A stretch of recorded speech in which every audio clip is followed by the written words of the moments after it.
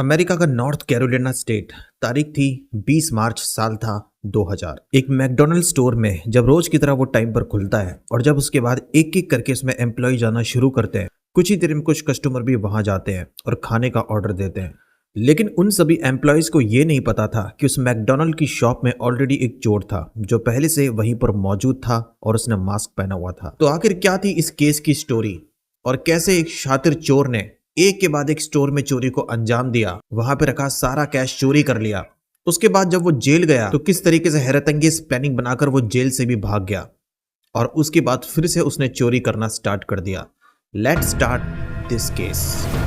अब थोड़ी देर में जब उस दुकान को खुले हुए थे, उसके बाद वो एक गन जो अपने साथ लाया था उसको निकालकर गन पॉइंट पर सब एम्प्लॉय को एक एक करके कहता है कि वो जहां पर है उस वक्त वहीं खड़े रहे और ज्यादा अपना दिमाग ना चलाए, वरना उनके लिए अच्छा नहीं होगा। उसके बाद सबको बंधक बनाकर वो उसी मैकडोनल्ड की शॉप में एक फ्रीजर में उनको बंद कर देता है। उसके बाद वो काउंटर पे जाता है और वहां से कैश बटोरना शुरू करता है और सारा कैश निकालकर कुछ ही देर में वहां से निकल जाता है। इस चोरी को जिसने अंजाम दिया था उसका नाम था जेफरी। जेफरी ने उस टाइम स्टोर में जाकर पहली बार चोरी नहीं की थी, बल्कि वो पहले भी कई मैकडोनल्ड के स्टोर में जाकर पैसा लूट चुका था। लेकिन इस बार जब वो स्टोर में गया तो वहां पर उसने गलती कर दी। प्लान के अकॉर्डिंग सब कुछ सही चल रहा था, पैसे कहां पर रखे हुए हैं ये भी उसको पहले से ही पता था और पैसे लेकर वो वहां से चला भी गया। लेकिन जाने से पहले उसने फ्रीजर रूम के गेट को बंद नहीं किया जिसमें सारे एम्प्लॉयज और कुछ कस्टमर बंद थे।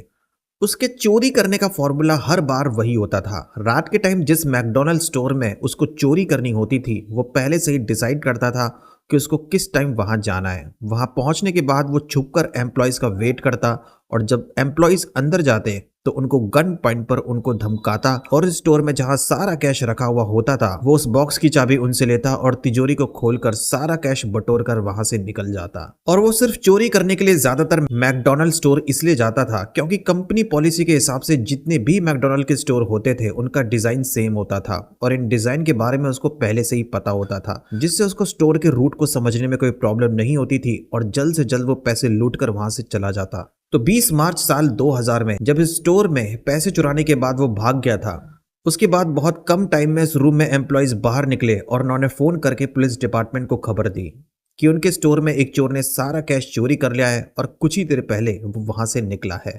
जेफरी जिस गाड़ी को लेकर वहां से निकला था उसने इस गाड़ी को पहले एक पार्किंग लॉट में पार्क किया और बाद में वो कहीं जंगल में छुप गया। जब स्टार्टिंग में उसको लगा कि सब कुछ सही है तो वो वहां से बाहर निकला और जिस पार्किंग लॉट में उसने गाड़ी पार्क की थी उस गाड़ी के गेट को खोलकर वो उस गाड़ी में बैठ गया और अब गाड़ी स्टार्ट करके वो कुछ ही देर वहां से निकला ही था, पुलिस को उसकी लोकेशन का पता चल गया और फौरन पुलिस की टीम उस तक पहुंचकर उसको अरेस्ट कर लिया। लेकिन ये कहानी अभी यहाँ खत्म नहीं हुई, क्योंकि उसके बाद जब उसको अरेस्ट किया गया और जब उससे पूछताछ की गई तो इस केस में एक से बढ़कर एक हैरतअंगेज बात पुलिस को पता चली। कैसे वो जेल पहुंचने के बाद जेल से भाग गया था और उसके बाद उसने हर जगह शातिर तरीके से 2-3 नहीं लगभग कई स्टोर से कैश चुराया था। जेफरी कोई आम क्रिमिनल नहीं था, बल्कि एक टाइम पर वो यूएस मिलिट्री में था। वो बहुत ज्यादा समझदार और टैलेंटेड था, जिस वजह से उसके टैलेंट के कारण उसको स्पेशल फोर्स में भर्ती कर दिया गया और यहाँ तो सब कुछ सही चल रहा था उसकी लाइफ में, वो अच्छे पैसे भी कमा रहा था। लेकिन एक बार उसकी टीम की यूनिट से कुछ गलती हो गई। हालांकि इसमें उसकी कोई गलती नहीं थी, लेकिन सारा इल्जाम उस पर आ गया, जिस वजह से उस मिलिट्री के कई सीनियर ऑफिसर ने उस पर एक्शन लिया और उसको एक्टिव सोल्जर से एक रिजर्व सोल्जर में डाल दिया, जिससे उसको काफी धक्का लगा और उसको अंदाजा नहीं था कि उसके साथ लाइफ में ऐसा होगा। अब उसकी सैलरी तो कम हो ही गई थी, साथ में जो उसकी पोजीशन पद था वो भी घट गया। एक रिजर्व सोल्जर्स के तौर पर भी उसको अपनी यूनिट के साथ दूसरे स्टेट जाना पड़ता था। अब कुछ दिनों तक वो यूएस मिलिट्री में काम करता रहा, लेकिन एक टाइम के बाद उसने उस मिलिट्री से रिजाइन कर दिया और बाद में उसने एक नया बिजनेस स्टार्ट किया। लेकिन ये बिजनेस ज्यादा दिनों तक नहीं चला और इसमें उसको ज्यादा प्रॉफिट नहीं हुआ। पैसे के हुए लॉस के कारण उसने इस बिजनेस को भी बंद कर दिया। फिर स्टार्ट होता है साल 1997, जब पुलिस को खबर मिलती है कि एक मैकडोनल्ड के स्टोर में चोरी हुई है। हालांकि पुलिस को पता तो नहीं था कि ये चोरी किसने की है, लेकिन पुलिस को इस केस में ये पता था कि जितनी बार भी शहर में चोरी की गई है ज्यादातर मैकडोनल्ड के स्टोर को ही टारगेट किया गया था। और जब वो स्टोर में दाखिल होता था तो वो वहां के मेन गेट से नहीं बल्कि छत से दाखिल होता था, जिससे पुलिस को अंदाजा हुआ कि उसको स्टोर के डिजाइन का पता है, उस स्टोर के रूट का और कहां कहां से उस स्टोर में दाखिल हुआ जा सकता है। तो इस केस में साल 2000 में जब उसे अरेस्ट किया गया और जब उसका मुकदमा कोर्ट में चला तो जज ने उसको 40 साल की सजा सुनाई। ये सजा उसके लिए काफी शॉकिंग थी क्योंकि उसको ऐसा लग रहा था कि उसको उसके क्राइम के अकॉर्डिंग उसको ज्यादा सजा मिल रही है। स्टार्टिंग में जब वो जेल गया तो उसकी उम्र 27 साल थी और स्टार्टिंग के 3-4 साल उसने जेल में अच्छे से बिताए, कभी लड़ाई झगड़ा नहीं किया। लेकिन उसको पता था कि उसके अच्छे व्यवहार के चलते भी अगर उसकी सजा को कम कर दिया जाए तो भी उसको लगभग 25 साल तो उस जेल में रहना ही पड़ेगा, जिससे वो परेशान हो गया। क्योंकि अपनी लाइफ का ज्यादातर टाइम अगर वो जेल में रहेगा तो स्टार्टिंग में जो उसका सपना था कि उसे काफी पैसे कमाने थे, कई जगह प्रॉपर्टी खरीदनी थी, वो होगा कैसे।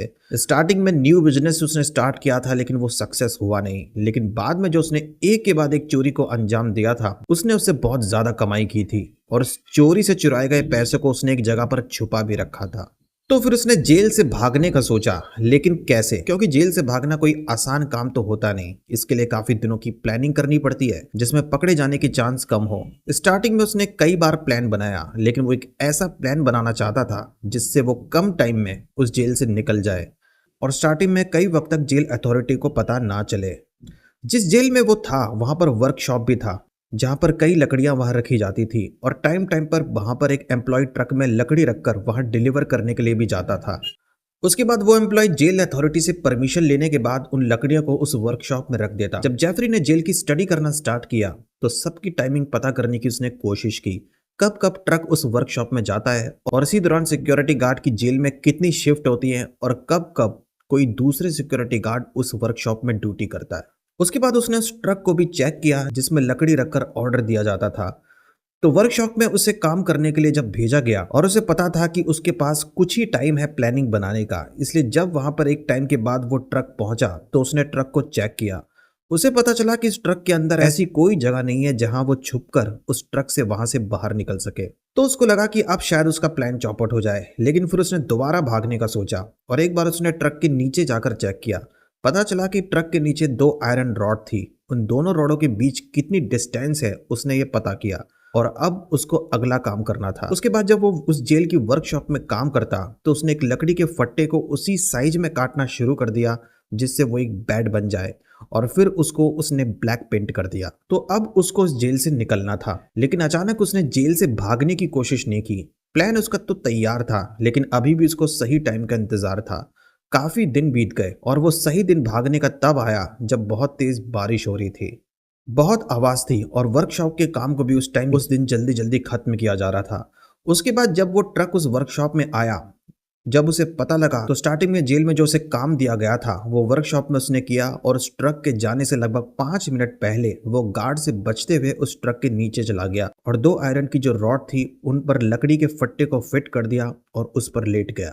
अब ट्रक के ड्राइवर का जब जाने का टाइम हुआ तो उसने जल्दी जल्दी ट्रक को इन्वेस्टिगेट किया। ट्रक के नीचे देखने के लिए उसने मिरर का यूज किया था। जब उसने मिरर से उस ट्रक के नीचे देखा तो क्योंकि लकड़ी और कार्डबोर्ड दोनों ही ब्लैक कलर के थे और जेफरी ने ऑलरेडी लकड़ी को ब्लैक पेंट कर दिया था तो उसको सब कुछ सही लगा। उसके बाद वो ट्रक ड्राइवर ट्रक लेकर उस जेल से बाहर निकल जाता है, इस बात से बेखबर कि जेफरी इस ट्रक के नीचे छुपा हुआ था। जैसे ही वो ट्रक जेल से बाहर निकलता है कुछ दूरी पर आगे बढ़ा था और रास्ते में कुछ टाइम के लिए रुका।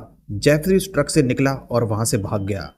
कुछ टाइम के बाद जेल अथॉरिटी को भी पता चल जाता है कि इस जेल में एक कैदी कम है। पता चलता है कि जेफरी जेल से भाग चुका है। तुरंत इमरजेंसी अलार्म बजाया जाता है। उसकी जेल से भागने की खबर पुलिस डिपार्टमेंट को दी जाती है और पुलिस उसको ढूंढना स्टार्ट कर देती है। अब इससे पहले तो पुलिस को लगा कि शायद जेफरी कैलिफोर्निया जाएगा अपने होम टाउन में, लेकिन उनको पता नहीं था कि जेफरी तो उस वक्त नॉर्थ कैरोलिना में ही था। और पुलिस ने जब उसके होम टाउन एरिया में उसको ढूंढना शुरू किया तो काफी देर तक तो वो उसका पता ही नहीं चला। तो पुलिस को भी अंदाजा हो गया कि वो वहां पर नहीं है और वो नॉर्थ कैरोलिना में ही है। जिस वक्त जेफरी जेल से भागा था उसी दिन वो शाम के लगभग 5 बजे घूमते घूमते एक यूएस टॉय स्टोर पहुंच गया। उस स्टोर में जाने के बाद उसने देखा कि जगह जगह पर कई सारे टॉयज रखे हुए थे। वो गैलरी एरिया से थोड़ा आगे बढ़ा, उसके बाद उसे 2 दीवार के बीच थोड़ा गैप दिखाई दिया जहां पर एक शख्स आसानी से छुप सकता था। उस जगह पर ज्यादा कोई आता भी नहीं था तो उसने डिसाइड किया कि वो वहीं कुछ टाइम छिपने वाला है। तो दिन भर वो वहीं छुपा रहा और रात में जब वो स्टोर बंद हो जाता तो वो किसी तरह से वहां से बाहर निकल जाता है। जब वो स्टोर में छुपने के लिए जाता था और जब रात हो जाती थी तो कभी कभी वो बोर हो जाता था और वो स्टोर के अंदर ही रिमोट कंट्रोल कार चलाने लगता था तो कभी साइकिल चलाने लगता था। लेकिन वो जानता था कि हर बार ऐसा नहीं चलने वाला। वो भी जब साल खत्म होने वाला था और हॉलिडे स्टार्ट होने वाला था और इस स्टोर में कई सारे कस्टमर भी जाते, वो उस स्टोर से तो बाहर निकल गया, लेकिन उसके बाद उसने कई स्टोर और मैकडोनल्ड स्टोर में घुसकर वहां चोरी करना स्टार्ट कर दिया। वो किसी भी स्टोर में चोरी करने से पहले उस स्टोर की हर बार रैकी करता। सबसे पहले वो मैनेजमेंट रूम में किसी तरह से पहुंच जाता और ये पता लगाने की कोशिश करता कि उस स्टोर में कहाँ कहाँ पर कैमरे हैं और वो सभी सीसीटीवी कैमरे किस एंगल पे हैं और उस स्टोर में ऐसी कौन सी जगह है जहाँ पे अगर कोई मौजूद रहे तो वो सीसीटीवी कैमरे में दिखाई ना दे। उसको पता था कि हर स्टोर में ऐसी कोई ना कोई जगह जरूर रहती है और अगर जरूरत पड़े तो उन सभी सीसीटीवी कैमरे को कैसे डिसेबल किया जा सकता है। उसके बाद उसने पता करने की कोशिश की कि स्टोर में कितने एम्प्लॉय हैं, कितनी शिफ्ट होती हैं और कौन एम्प्लॉय उस स्टोर में कब वर्क स्टार्ट करता है। जेफरी यूएस मिलिट्री में एक स्पेशल सोल्जर था और उसकी ट्रेनिंग वहां पर काम आ रही थी। अब वो सभी एम्प्लॉय के नाम और उनके मूवमेंट को जानता था। अब इस स्टोर में जब कई बार चोरी वो कर चुका था तब उसको लगा कि अब उसे निकलना चाहिए। उस यूएस टॉय स्टोर बिल्डिंग के बगल में एक इलेक्ट्रॉनिक सिटी नाम की एक इलेक्ट्रिक स्टोर की बिल्डिंग थी, जो बिल्डिंग कई साल से खाली पड़ी हुई थी। तो जब रात का टाइम था तो वो उस यूएस स्टोर से उस बिल्डिंग के छत पर पहुंचा। छत से कूदकर वो बगल की बिल्डिंग इलेक्ट्रिक सर्किट की बिल्डिंग की छत पर कूद गया। उसने पहले से ही यूएस स्टोर से कुछ टूल्स चुरा लिए थे और उन टूल्स की मदद से उस इलेक्ट्रिक सर्किट की बिल्डिंग की छत पर एक हॉल बनाया और वहां से नीचे उतर गया। नीचे उतरने के बाद अब वो उस बिल्डिंग के सेकंड फ्लोर पे था। उस बिल्डिंग के फ्लोर में जाने के बाद उसने देखा कि वो बिल्डिंग खाली पड़ी हुई थी और जगह जगह पर कुछ इलेक्ट्रॉनिक तार बिखरे हुए थे। उस बिल्डिंग में कई दिनों से कोई आया भी नहीं था। अब क्योंकि वो अचानक पकड़ा ना जाए और बाहर जाने में रिस्क था और उसे किसी भी तरह से कुछ दिनों तक कहीं छुपना था, तो वो डिसाइड करता है कि अब वो उसी बिल्डिंग में कहीं छुप जाएगा। उसके बाद उसने उस बिल्डिंग की सीढ़ियों के नीचे देखा, एक ऐसी जगह थी जो जगह खाली थी और वहां एक बॉल की दीवार थी। उसको सारा रूट पता था। वो जानता था कि अगर दीवार पर हॉल किया जाए, अगर वहां से दीवार से होल करके दीवार की दूसरी तरफ जाया जाए तो वो उस टॉय स्टोर के मेंटेनेंस रूम तक पहुंच जाएगा जो बिल्डिंग ठीक उसके बगल में थी। उसके बाद उसने दीवार पर हॉल बनाना स्टार्ट किया। कुछ टाइम काम करने के बाद उसने रास्ता बना लिया उस दीवार के होल से। अब कुछ कदम चलने के बाद वो उस टॉय स्टोर के मेंटेनेंस रूम तक पहुंच जाता। अब वो जब चाहे उस इलेक्ट्रिक सर्किट के उस फ्लोर से उस मेंटेनेंस रूम में दाखिल हो सकता था और उसके लिए अब उसको उस स्टोर के गेट से दाखिल होने की भी जरूरत नहीं थी। जिस वक्त उस स्टोर में काफी भीड़ होती थी और उसके पकड़े जाने के चांस होते, लेकिन उसने दीवार पर हॉल किया क्योंकि वो दोबारा उस टॉय स्टोर के मेंटेनेंस रूम में दाखिल होना चाहता था। उसको पता था कि वहां पर बहुत सारा कैश रखा हुआ है और वो बहुत दिनों तक उस बिल्डिंग में छुपकर वहां रह नहीं सकता था। वो काफी बोर हो चुका था। अब उसे एक नई जिंदगी स्टार्ट करनी थी, लेकिन वहां से निकलने के लिए उसे दूसरे शहर पहुंचने के लिए उसे पैसा भी चाहिए था। इसलिए उसने सोचा कि अब उसे बहुत बड़ी चोरी को अंजाम देना है। उसको पता था कि उस टॉय स्टोर में जितना भी पैसा होता है उस स्टोर के अंदर एक बॉक्स में रखा जाता था और इस बॉक्स की चाबी होती थी मैनेजर के पास। तो यानी कि उसको सब एम्प्लॉयज की मौजूदगी में उस स्टोर में रखे कैश को चुराना था। अब प्लानिंग बनाना वो शुरू करता है। सबसे पहले उसको एक बंदूक चाहिए थी। उसके बाद वो शहर में एक गन स्टोर को ढूंढता है और उस दुकान में रात के वक्त उस स्टोर की छत के जरिए उस गन स्टोर में दाखिल हो जाता है और वहां से एक बंदूक चुरा कर वो वहां से निकल जाता है। उसके बाद 29 नवंबर साल 2002 में वो मास्क पहनकर टॉयज स्टोर में दाखिल होता है। सुबह का टाइम था। कुछ ही टाइम पहले वो यूएस टॉय स्टोर खुला था। अंदर जाने के बाद वो गन पॉइंट पर सभी एम्प्लॉयज को बंधक बनाता है और फिर वहां के मैनेजर से उस बॉक्स की चाबी लेता है जिसमें सारा कैश रखा हुआ था। बॉक्स को अनलॉक करने के बाद उसमें सारा पैसा वो निकालता है और फिर वो स्टोर के इमरजेंसी एग्जिट गेट को खोलता है। जैसे ही वो इमरजेंसी एग्जिट गेट खुलता है वहां का अलार्म सिस्टम बजने लगता है, लेकिन वो उस इमरजेंसी एग्जिट गेट से जाना ही नहीं चाहता था और यही उसका प्लान था क्योंकि उसने उस स्टोर के मेंटेनेंस रूम में एक होल बना रखा था जिससे वो बगल की बिल्डिंग में पहुंच सकता था और वहां छुप सकता था। बाद में जब पुलिस की टीम उस स्टोर में पहुंची और उन्हें पता चला कि स्टोर का एग्जिट डोर खुला हुआ है तो पुलिस को लगा कि वो वहीं से भागा होगा। इसलिए आने वाले दिनों में जो भी इन्वेस्टिगेशन की गई थी वो सब बेकार हुई क्योंकि वो उसी अकॉर्डिंग हुई थी। पुलिस को पता ही नहीं था कि वो जिसको जगह जगह ढूंढ रही है वो उसी एरिया की बिल्डिंग में छुपा हुआ है। कई दिनों तक पुलिस की टीम उसको ढूंढने की कोशिश करती रही लेकिन वो मिला ही नहीं, जिससे उसका कॉन्फिडेंस और बढ़ गया। अब वो कभी कभी शहर में जगह जगह घूमता और एक बार वो चर्च गया था जहां पर उसको कई अनाथ बच्चे मिले थे। उसने पहले कुछ यूएस टॉय स्टोर से टॉयज खरीदे और उन अनाथ बच्चों को वो टॉयज दान कर दिए। इसी बीच उसकी चर्च में कई लोगों से दोस्ती भी हुई और जब उसके दोस्त उससे पूछते थे कि वो क्या काम करता है तो उसने कहा कि वो सरकार के लिए काम करने वाला अंडर कवर एजेंट है। वो जब जब चर्च में जाता था और वहां पर लोगों से बात करता तो वो बड़े कॉन्फिडेंस से बात करता। सभी लोग उसको बहुत अच्छा समझते थे और जेफरी ने उन लोगों को अपना नाम जॉन बताया। उनको कोई अंदाजा ही नहीं था कि वो शख्स उस शहर में कितनी बार चोरी कर चुका है।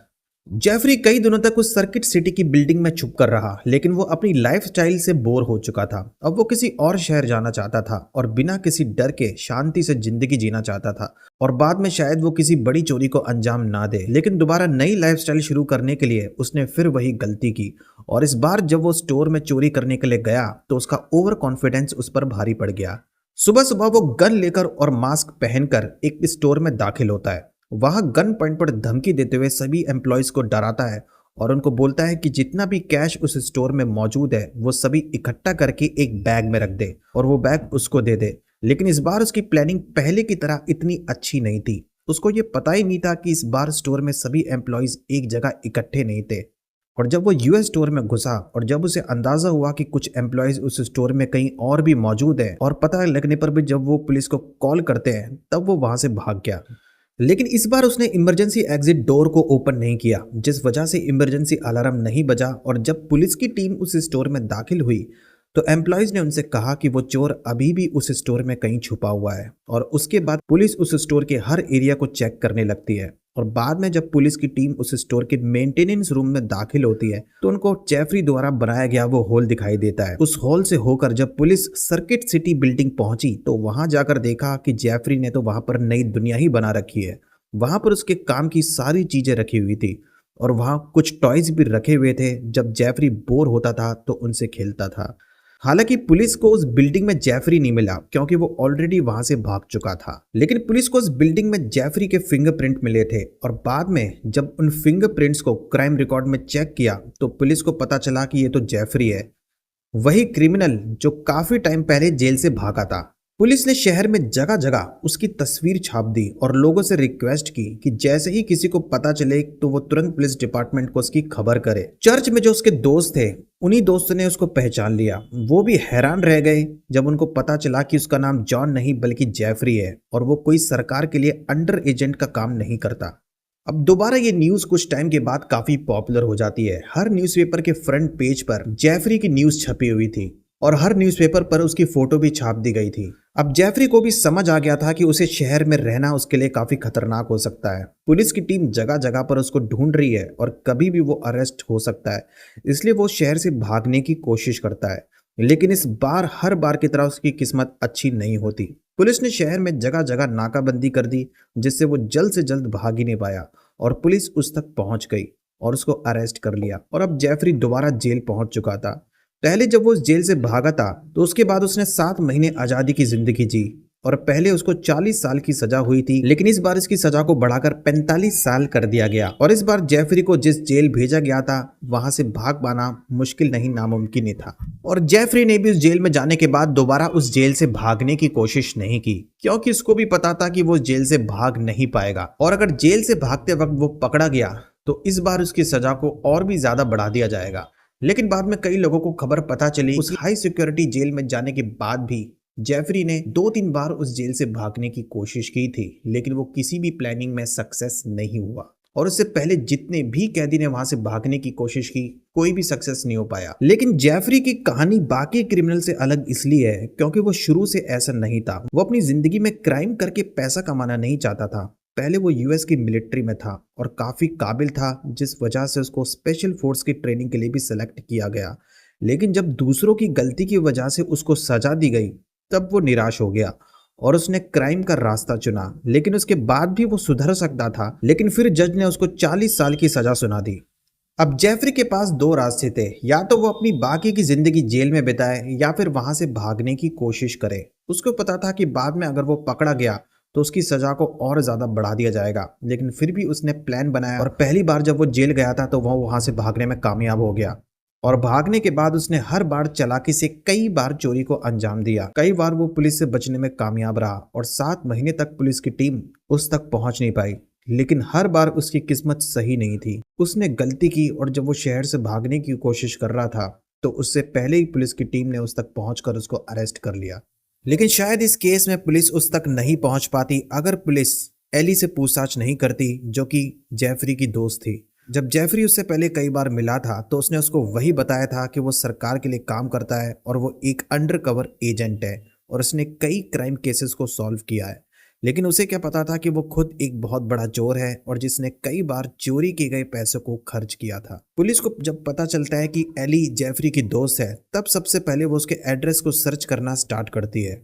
कुछ दिनों के बाद पुलिस को एली का एड्रेस पता चल जाता है और पुलिस की टीम एली के घर तक पहुंचती है। वहां जाने के बाद एली को समझ नहीं आता कि आखिर पुलिस उसके घर पर क्यों आई है। उसने तो कोई क्राइम नहीं किया और ना ही उसका कोई क्रिमिनल रिकॉर्ड है, लेकिन फिर पुलिस की टीम उसको बताती है कि उनको उससे पूछताछ करनी है। और पूछताछ के दौरान एक पुलिस ऑफिसर भी एली को कहता है कि उसका दोस्त जिसको वो जॉन नाम से जानती है वो जॉन नहीं बल्कि जेफरी है और पूरे शहर का सबसे वांटेड चोर है। स्टार्टिंग में एली तो उनकी बात पर विश्वास नहीं करती और वो उनसे कहती है कि उनसे कोई गलती हुई है। लेकिन बाद में जब एक ऑफिसर एली को एक न्यूज़पेपर दिखाता है जिसमें जेफरी के जेल से भागने की खबर थी, उस न्यूज़ को पढ़ने के बाद एली हैरान रह जाती है। अब एली को भी लगता है कि पुलिस सही है और जिसको वो जॉन समझ रही है उसका नाम जेफरी है, जो कि एक बहुत बड़ा चोर है। इसलिए अब एली पुलिस की मदद करने के लिए तैयार हो जाती है और वो पुलिस से कहती है कि वो उस दिन उस टाइम पर उससे मिलने वाली है। अब यहाँ पर पुलिस के लिए एक अच्छी खबर थी कि उस वक्त वो वहां पहुंचकर उसको अरेस्ट कर ले जब वो एली से मिलने के लिए वहां जाए। और एली को भी पहले से ही प्लानिंग बता दी जाती है और वो उससे मिलने से पहले फोन पर बात ना करे। और उधर जेफरी का भी यही प्लान था कि वो शहर से भागने से पहले एक बार एली से मिलना चाहता था। हालांकि वो जानता था कि उससे मिलने में रिस्क है और उसका वहां पर टाइम वेस्ट हो सकता है, जिससे पुलिस को और ज्यादा टाइम मिल जाएगा उस तक पहुंचने का। लेकिन फिर भी उसने उससे मिलने का डिसाइड किया। अब जैसे ही उस दिन उस टाइम जेफरी एली से मिलने जाता है, उसके घर के डोर को नॉक करता है। पुलिस की टीम फौरन एक जगह पर जहां छुपी हुई थी वहां से निकलकर उस तक पहुंचकर उसको अरेस्ट कर लेती है। अरेस्ट करके जब उसे वहां से ले जाया जा रहा था, लेकिन उसने एक पुलिस ऑफिसर से कहा कि वो आखिरी बार एली से मिलना चाहता है। सबसे पहले तो उस पुलिस ऑफिसर ने उसकी बात को नहीं मारा, लेकिन बार बार उसने रिक्वेस्ट की तो वो सीनियर पुलिस ऑफिसर मान गया और उसने उसको एली से मिलने दिया।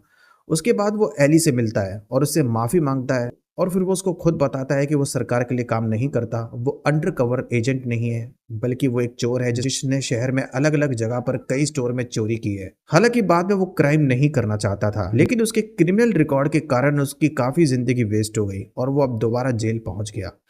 हालांकि एली को जेफरी से नफरत नहीं थी, लेकिन उसे इस बात का अफसोस था जिस तरीके से उसने झूठ बोला और चोरी करके इतने सारे पैसे कमाए और उन्हें खर्च करता रहा। जब उसको बाद में 45 साल की सजा हुई तो कई लोगों को यह मानना था कि उसके क्राइम के अकॉर्डिंग उसको काफी ज्यादा सजा हो रही है और जब वो पहली बार जेल गया था उस वक्त अगर उसे कम साल की सजा होती तो शायद वो जेल से भागने की कोशिश नहीं करता और वो जितने भी साल की सजा उसे दी गई है वो जेल में ही बिताता और बाद में दोबारा एक नई जिंदगी स्टार्ट करता जिसमें वो कभी क्राइम नहीं करता।